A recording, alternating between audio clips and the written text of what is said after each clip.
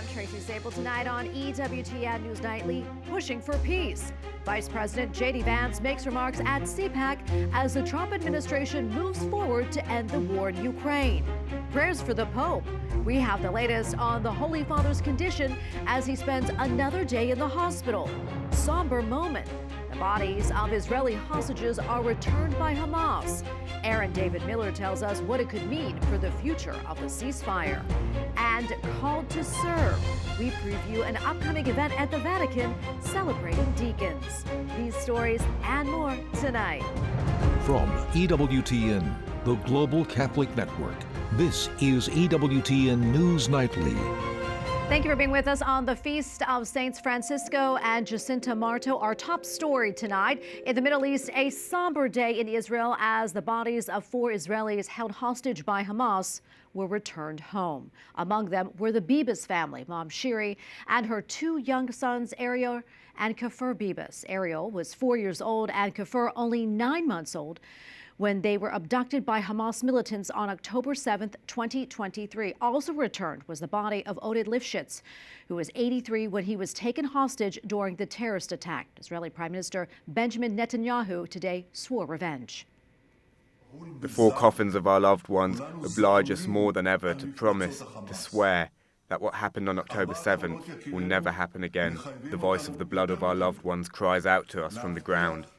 It obliges us to take revenge on the vile murderers, and we will take revenge on them. And this comes just days before the release of 6 living hostages this Saturday and an end to the first phase of the ceasefire in early March. And joining us now to talk more about the hostage release and what comes next is Aaron David Miller, Senior Fellow at the Carnegie Endowment for International Peace. Aaron, always good to be with you. A lot of mixed emotion today in Israel and also around the world as the bodies of the hostages were handed over from Hamas to the Red Cross in really a disturbing ceremony. This despite the International Committee of the Red Cross really clarifying that it was supposed to be carried out respectfully and privately. Aaron, how do you think this will impact the ceasefire deal? I mean, we just heard that bite from Prime Minister Netanyahu vowing revenge. Yeah, I'm surprised that phase 1 is about to be implemented actually on Saturday with the return of the remaining 6 hostages. And again, Thursday, there'll be 4 additional Israelis returned in coffins. This will complete phase 1.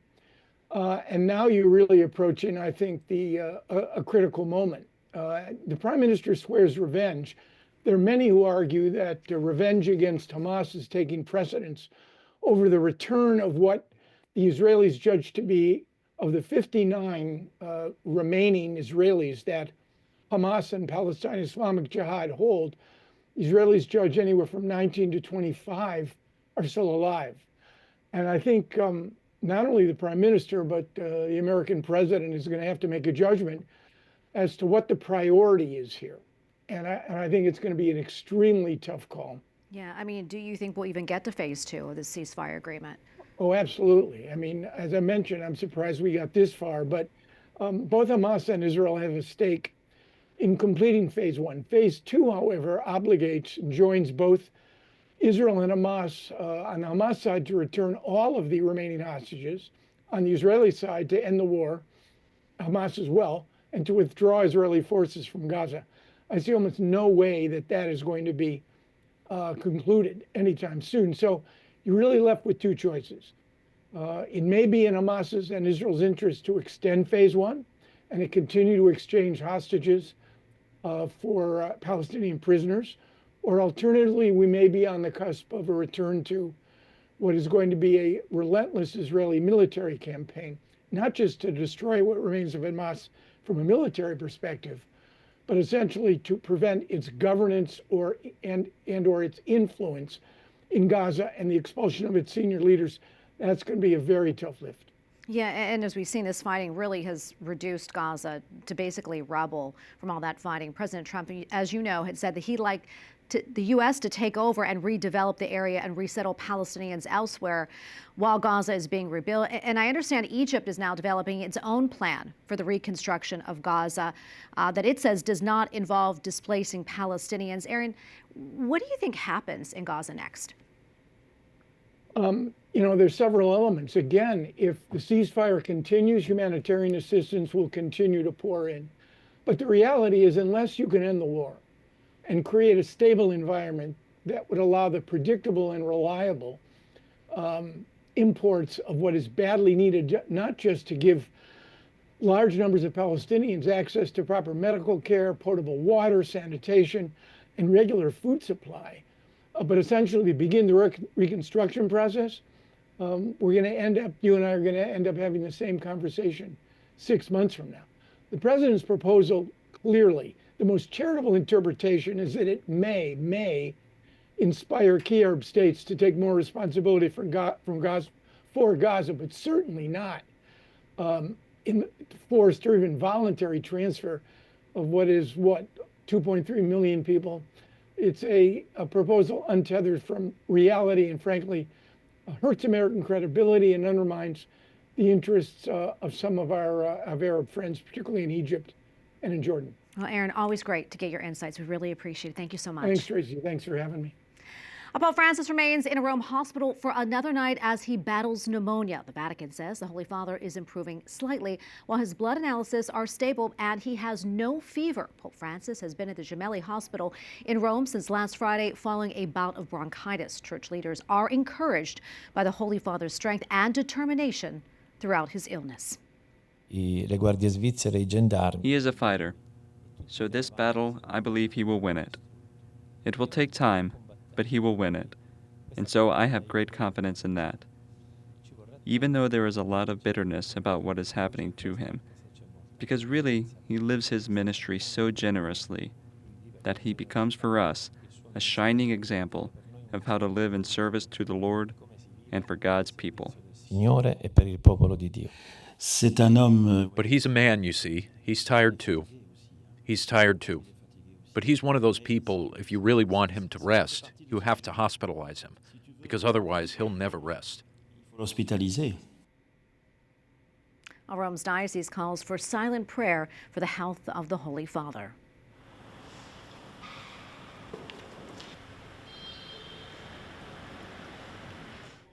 The prayers took place before evening Vespers Mass in hundreds of churches scattered throughout Rome. One of the faithful says that he hopes Pope Francis pulls through the illness and credits the Holy Father with teaching him how to pray.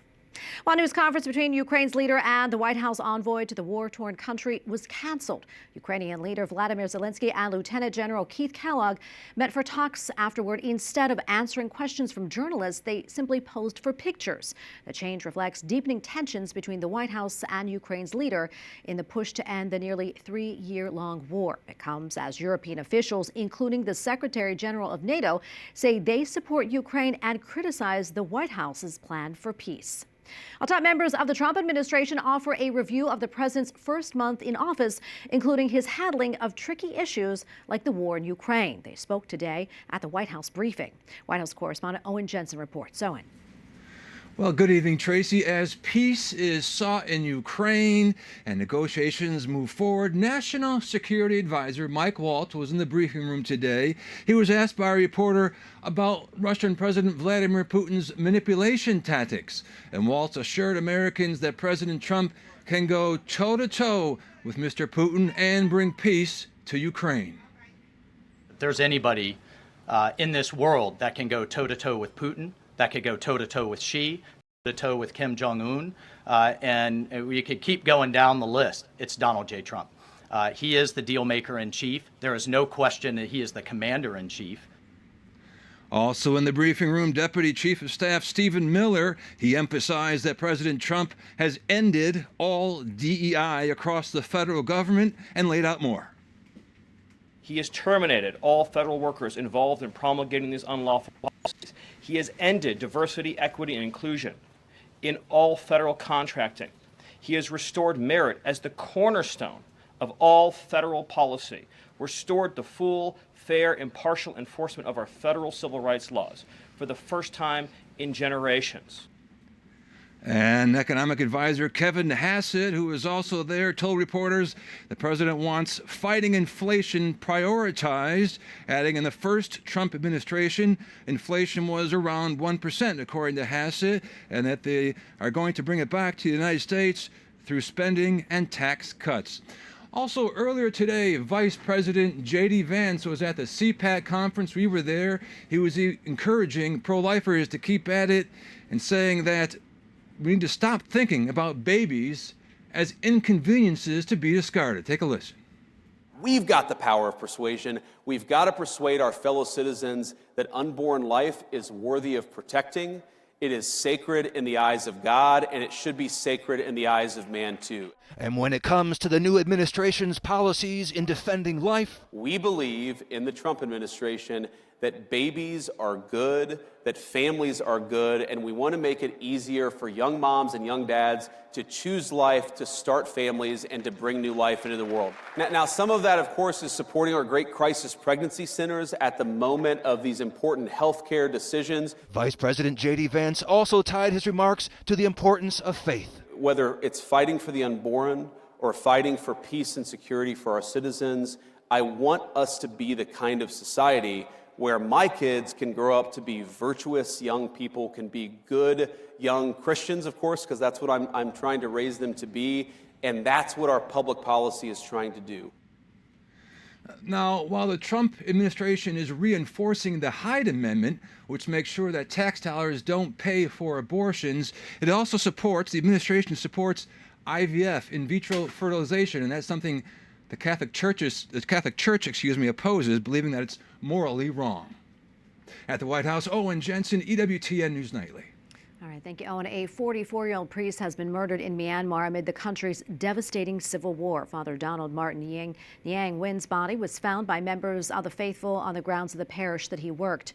The church is in a territory where fighting is frequent. The Myanmar Bishops' Conference released a statement calling on the faithful to wake up and to end the violence. The civil war has been going on following a military coup in early 2021. On now to South Korea, where the president Yoon Suk-yeol appeared in two different courts.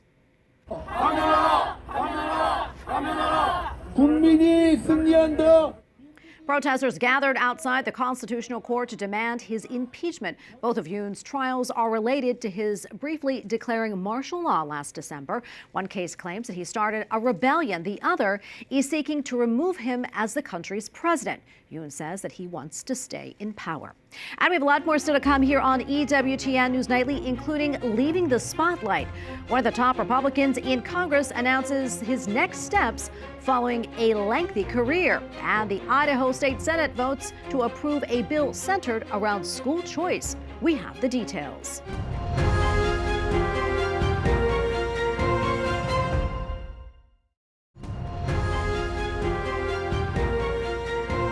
Welcome back. After a narrow vote in the Senate, Kash Patel has been confirmed as the director of the FBI. The vote was 51 in favor, 49 against. Patel has spoken of his desire to implement major changes at the FBI, including a return to its tradition of crime-fighting duties instead of intelligence gathering. But he also has raised concerns among Democrats after saying that he would, quote, come after anti-Trump conspirators.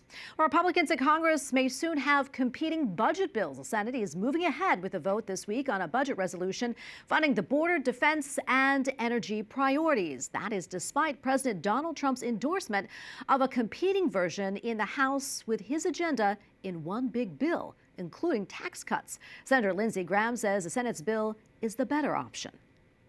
I'm confident it will pass, and it will be an option for the president. I am pulling for one big, beautiful bill, but it's got to have the policy right. The tax provisions in the House proposal do not meet the test of what President Trump wants on Texas. Democrats say Republican-backed tax cuts are just the beginning. The big picture here is that they are trying to pass a budget reconciliation bill that will allow them to strip trillions of dollars in benefits from middle America in order to put it towards a big tax cut. Senate Minority Leader Chuck Schumer says Democrats are glad to have a debate on the Republicans' budget resolution. We'll show the hollowness of the Republican arguments on cutting waste. We'll expose Republican attempts to cut health care so they can help their billionaire budgies. We'll expose their attempts to cut Medicaid, cut housing, cut NIH. No cuts to benefits at all. So I think one of the things that we're talking about is how do you find greater efficiencies in government? It's what DOGE is all about, right? But ultimately, we want to make sure those programs help the people that need it most. But some Republicans say it's time to rally around a unified approach. I just hope that leadership is going to sort this out and not just stick fingers in the ears and say, well, we're just going to do what we want. I mean, this is a big deal. These are major pieces of legislation, immigration, the tax cuts. House Speaker Mike Johnson announced that the House will consider their own plan next week. Republicans will need a nearly unanimous vote to pass it. Then the next chapter begins, deciding which version the House and Senate will adopt. Separately, Congress still has to deal with funding the government past March 14th, now less than a month away. Republican Senator Mitch McConnell, the longest-serving Senate party leader in U.S. history, says that he will not seek re-election in 2026. He told his colleagues in a speech on the Senate floor. Representing our Commonwealth has been the honor of a lifetime. I will not seek this honor an 8th time. My current term in the Senate will be my last. The Kentucky lawmaker was elected back in 1984 when Ronald Reagan was president. The 83-year-old announced last November that he was stepping down as Republican leader.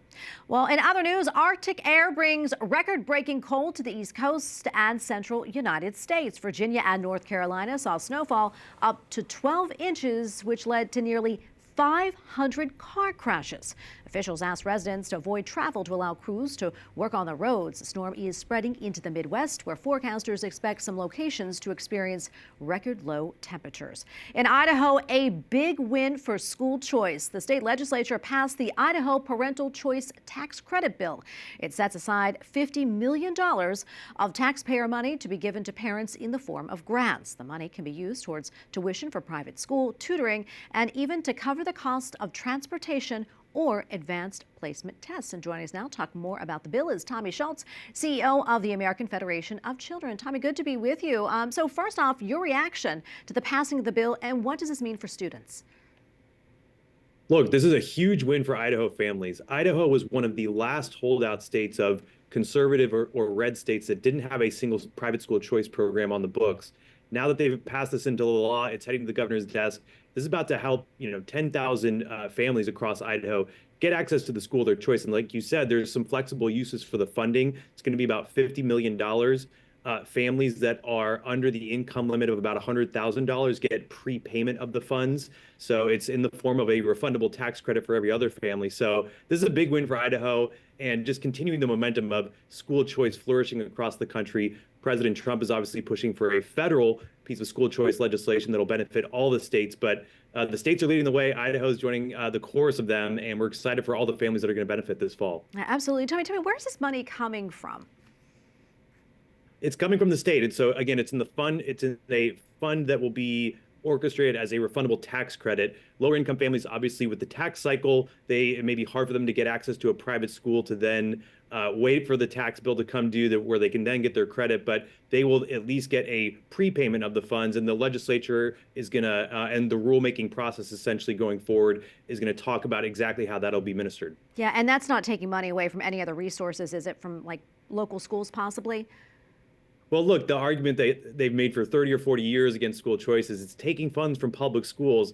And it's like at the heart of their argument, they're saying, wait a minute, if families are given the options to go to the school of their choice, taking their own funding that goes to their own kid to the school of their choice, our opponents know that apparently they're going to leave the public schools because unless the government monopoly is forcing them to go to one school system, they're just going to leave, which is not true, right? So these study after study after study shows state by state, because the spending is lower per pupil, generally speaking, in private school choice programs, these programs actually save money for the states, and kids are getting a better education because of it. The national test data shows, in particular with Catholic school students are about 2 years ahead of their public school peers, even in similarly matched lower income schools. So this is going to be a great win for families in Idaho at the end of the day. Yeah, and do you think this will serve as a model for maybe other states?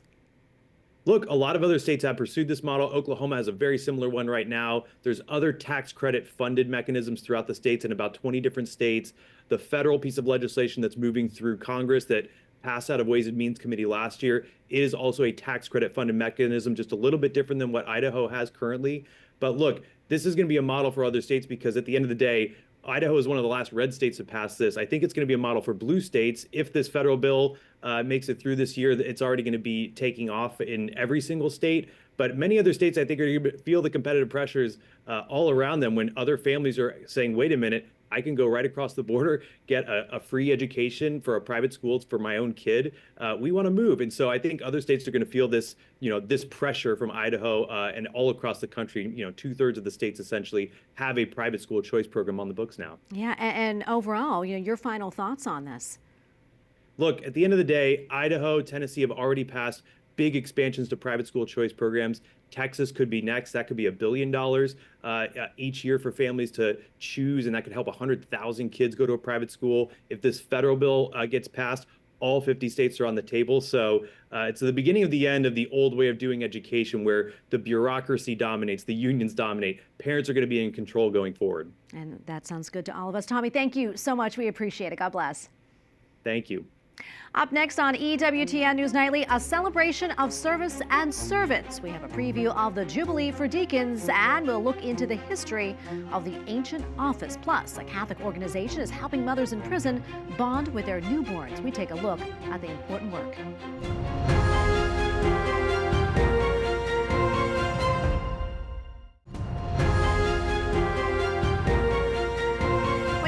Francis in the hospital, the Jubilee year is drawing thousands of pilgrims to the Vatican. This weekend is an event sent to honor the important role played by deacons. Tomorrow, deacons from across the globe will gather in St. Peter's for a reflection and discussion. The events will close with a Mass on Sunday.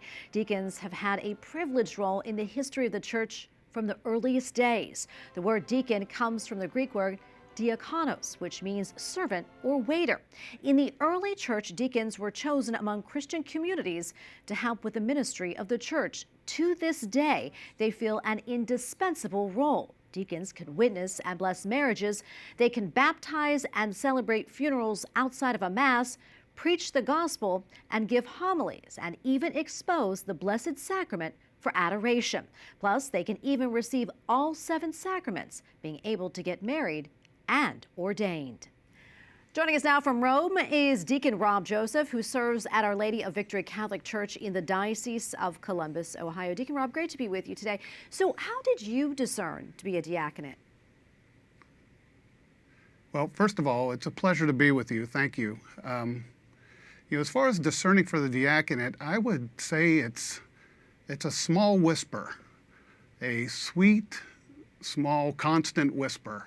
And that's how I would like to. That's how I would articulate that.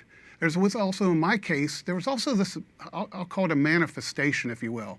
I knew the deacon at our parish for a number of years, and then all of a sudden, every time I saw him on the altar, I would become emotional. And this went on for had to be at least 6 months, and so that's just. It just went on from there.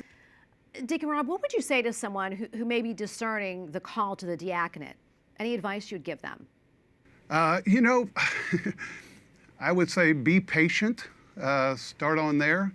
I think, once again, discernment starts with contemplation. And, are you feeling called, or is it part of do you feel called to serve the people of the church? Or is there an agenda? Is there, a goal in mind? And so I think an examination of motive is actually imperative to that. Also, with an ordination, nothing happens unless you have really the freely given support of your wife and also the support of your pastor. And so those are prerequisites and really good check marks or checkpoints along the way. But if I could sum it all up in one sentence, I would say be patient, stay close to the Lord, stay close to just prayer, surrender. Surrender is really key in all of this, surrendering constantly to God's will and God's purpose. Yeah, that's such great advice. Before I let you go, what are your thoughts and expectations about this upcoming Jubilee of Deacons? Well, of course I'm excited, but also there's some mixed emotions. Our prayers are with Pope Francis in this time. And, it makes you contemplate and on, the role that he's had in my own diaconate. I remember in one of his very first interviews, he talked about the church, and that the church was like a field hospital, a MASH unit, and that we're there to heal the wounds. And you don't ask someone who's come in from battle about their blood sugar or their cholesterol. You heal the wounds. And I think about what a profound effect that's had on my ministry as a deacon, that we just need to meet people where they are and to offer the mercy and the hope that Jesus Christ offers us. And also, when you think about it, the 2 Jubilee years that he has been part of was the year of mercy and the year of hope. And I think there's something profound about that. Yeah. Well, Deacon Rob, thank you so much for all of this. We really appreciate it. God bless you. Well, thank you. Once again, it was a pleasure to be here.